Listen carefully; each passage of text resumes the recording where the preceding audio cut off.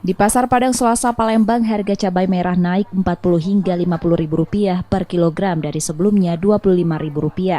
Pedagang cabai menerangkan kenaikan harga komoditas terjadi sejak 1 pekan terakhir.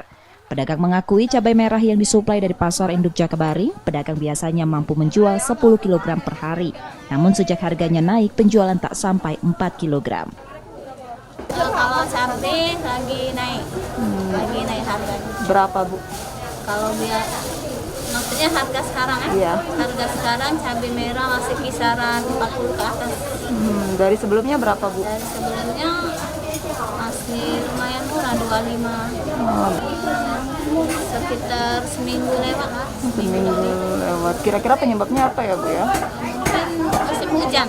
Biasanya kalau musim hujan cabai memang naik, bawang. Selain cabai merah, kenaikan harga juga terjadi pada bawang merah dan putih berkisar 10% dari Rp22.000 per kilogram menjadi Rp24.000 per kilogram.